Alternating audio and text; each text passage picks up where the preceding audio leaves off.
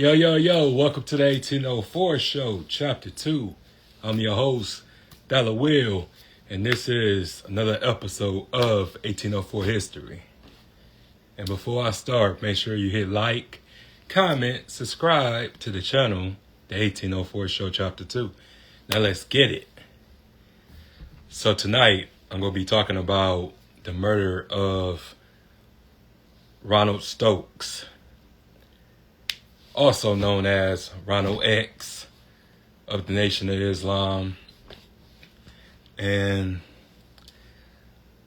how his murder caused a rift between Malcolm X and Elijah Muhammad.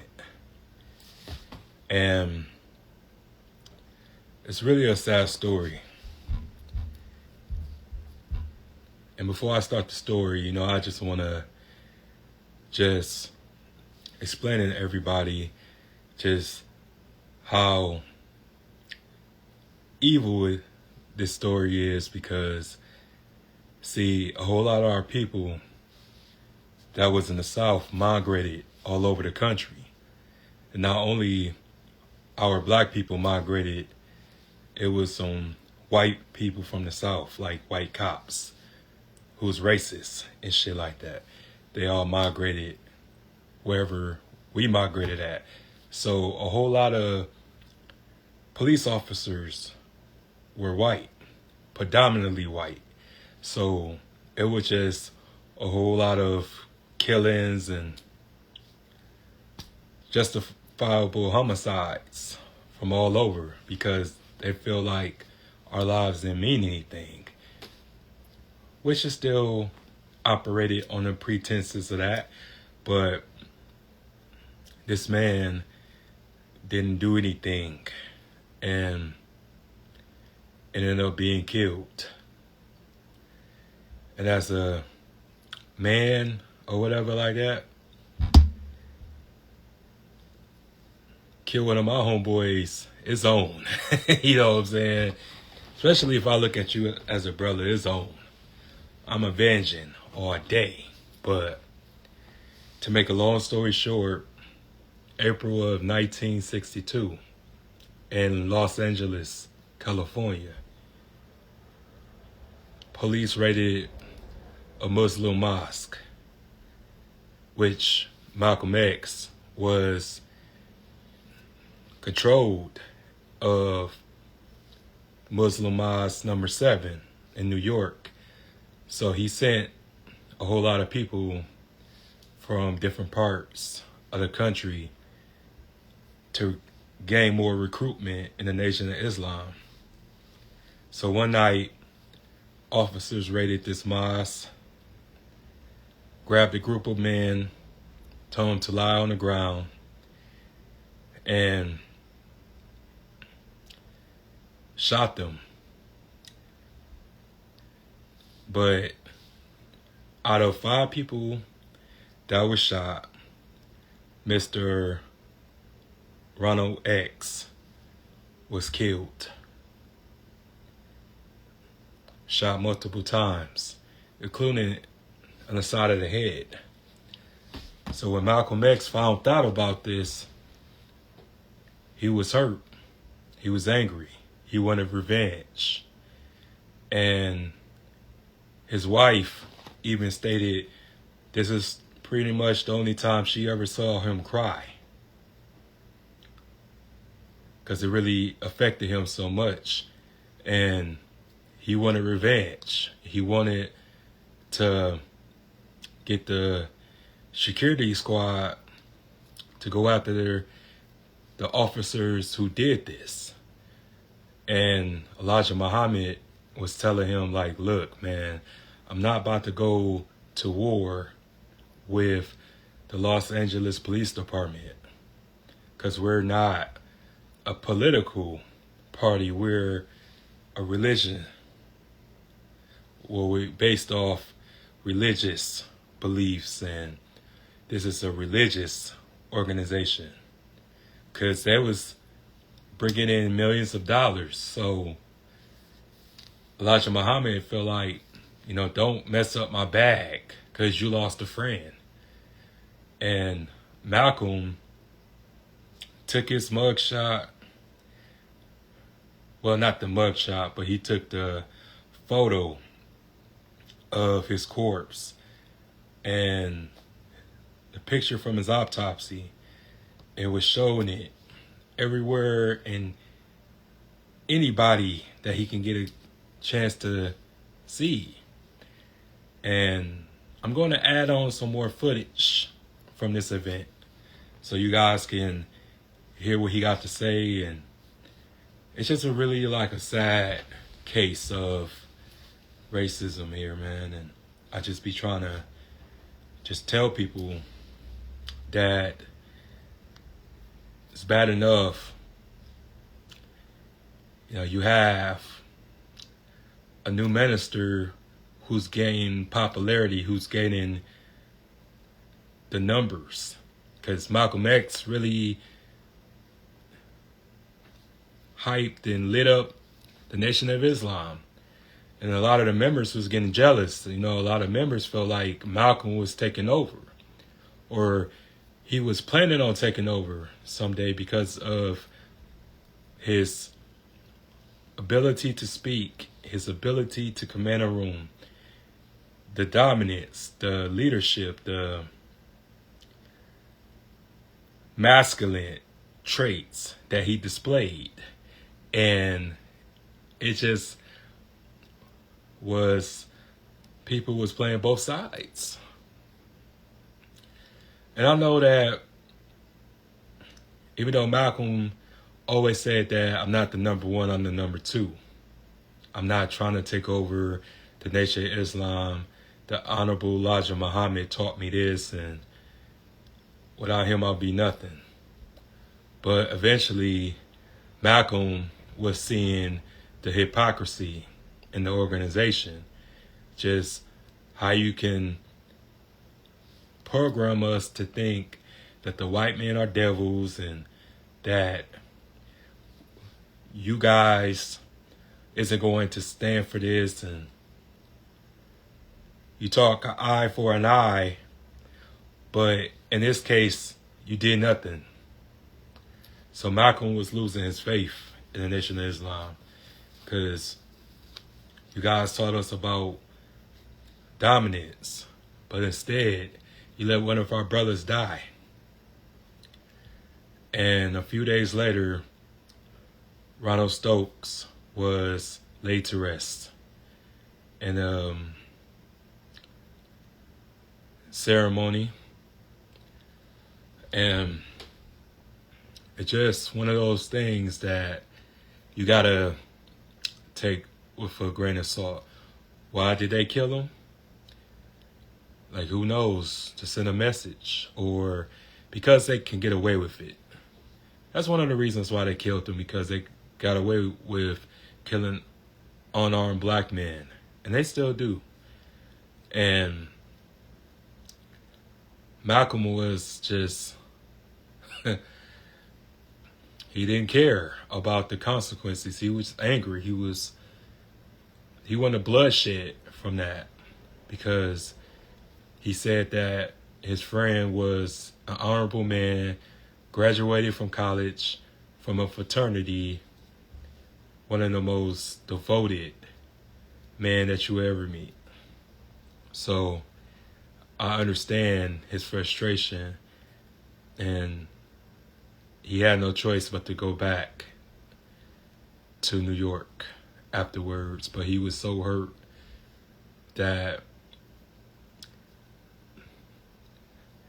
and I won't say that the NOI is a bad organization, or any type of religious based group is a bad thing, because if it's making you become a better person, I'm all for it. It's the people that use religion for evil I don't stand for. Like the Jim Joneses and the Eddie Longs and all these other false prophets who use religion to do corrupt things. I just don't care for those type of people, because a whole lot of people are wolves in sheep's clothing, but it just was one of the reasons why they broke up, because Malcolm felt like, you betrayed me. I trusted you, especially in this time of need, and you do nothing about it. So that's the end of the story. Wish it was a happy ending, but some stories doesn't have a happy ending. But make sure that you hit like, comment, subscribe. Hit that bell for future notifications. If you want to send a Cashapp, $, the 1804 show. And I'm out. Have a good evening. Peace.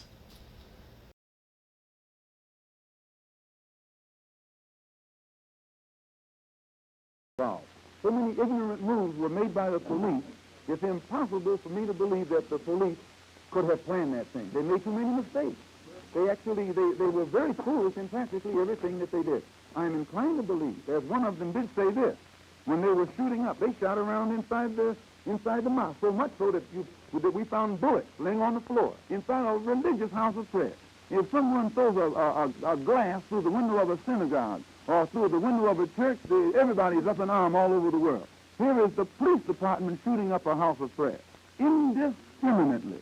And they didn't have any doubt about where they were, because the sign in there says that this is authorized as a house of worship by the Los Angeles, and it conforms with all of the Los Angeles municipal codes.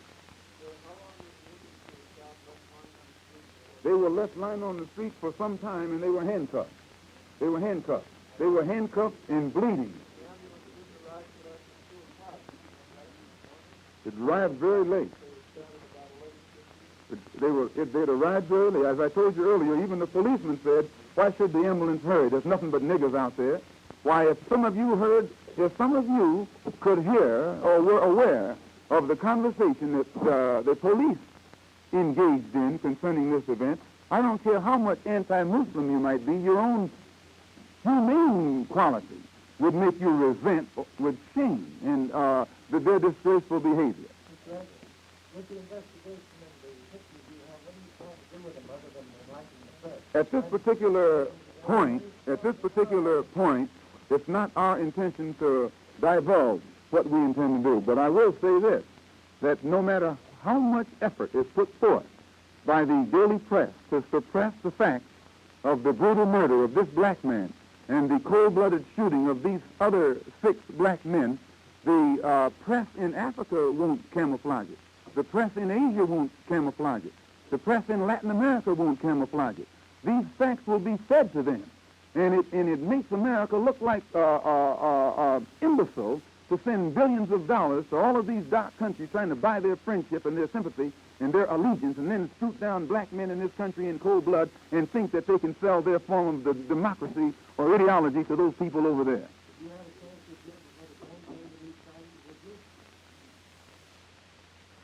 I'll ask my lawyer.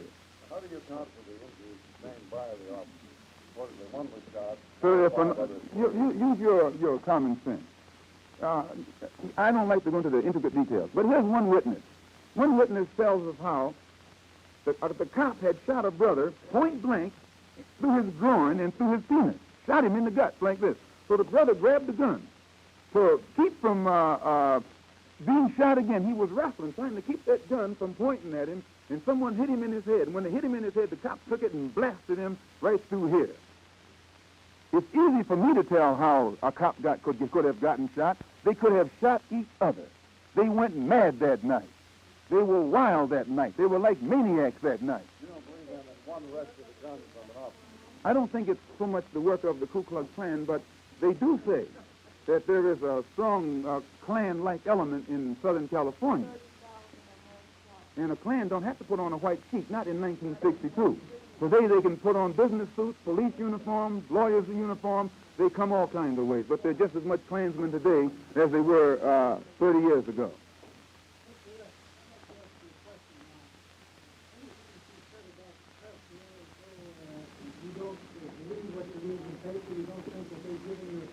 I don't think that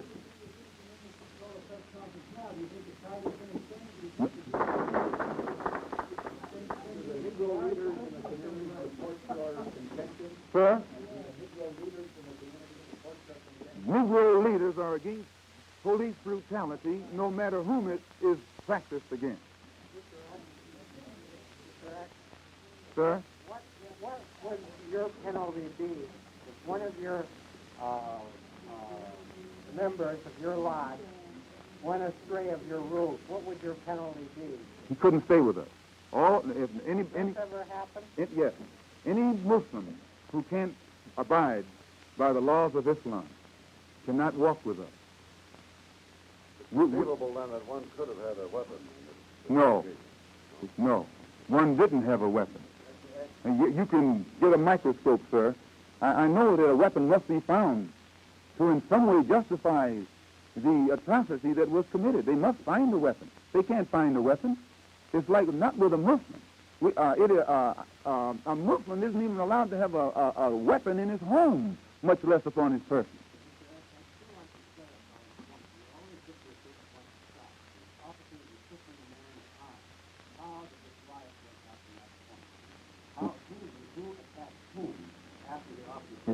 Well, if you are twisting someone's arm, you're the one that attacked. I said, well, as I said, our religion teaches us to always obey the law religiously.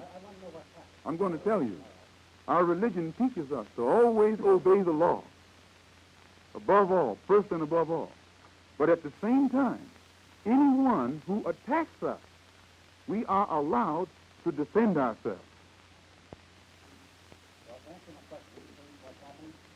To my knowledge, the policeman, in his questioning of the brother, refused to accept the brother's answer. He wanted the brother to be a burglar. He wanted him to be a burglar. And because he had no evidence that the man was a burglar, he wanted the brother to be impolite. But because the brother was polite to the extreme, it infuriated him. And he grabbed him and began to twist his arm. And, sir? No, they weren't. No. I think that these intricate details will be brought out in the investigation.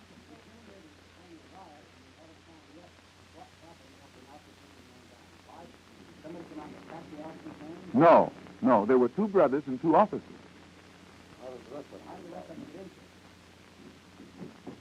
This Negro special cop that I was telling you about, he drove by and fired shots, and naturally everybody came out, and a lot of people around there a lot of the people that you thought were Muslims probably weren't even Muslims. When you get excited, everybody looks like a Muslim to you. No, a Muslim doesn't carry a gun. So when he started shooting, the alarm went out, as I said, and as the papers give it, 75 came, but they didn't come to where the incident took place. They came to the temple. Where was Mr. Stokes at that time? He was at the temple. Yeah, he didn't even know what had happened down the street. All he heard was gunshots. And then he came out. No, sir. When he heard gunshots, he asked his wife, who had his little baby, to please go in the back someplace. There's trouble outside. And he went up and made a telephone call. And when he came downstairs, then this is when the general alarm cops had arrived. And they arrived, as I said, with their guns blazing. Yes, very important, yes. If the police in America have a special riot tactic, which you're probably familiar with. Whenever there's trouble, they pull up to the scene and firing up in the air. That's one of the tactics. This is supposed to put fright into the persons who are involved and make them be quelled. Well, this is what these police did. But when they pulled up with their guns blazing, instead of those guns blazing in the air, those guns were blazing at Negroes. And what Parker is trying to do now is make the Negroes in the community think that we're not Negroes, that we're something different, and that all of them should be against us. And once he gets us out of the way, what they don't realize is they'll start on him. Why do you want to do that, Papa? Sir? Why do you think these guys go after that? Well, any type of unity that's displayed by Negroes today automatically is a threat to the power structure or the status quo. And today, for the first time, Negroes are beginning to show more unity in America than they've ever showed in the history that we've been here. Our differences are set in the background. And this is dangerous. This is considered dangerous by some elements. Everybody else can be in together. Ambulances were rushing to the mosque. So one officer said, what they rushing for? Just a nigger, just another nigger shot. And when he got to the precinct, he turned to the brother and says, I hope you don't mind don't take offense at what I said back there under the heat of emotion, because some of my best friends are colored.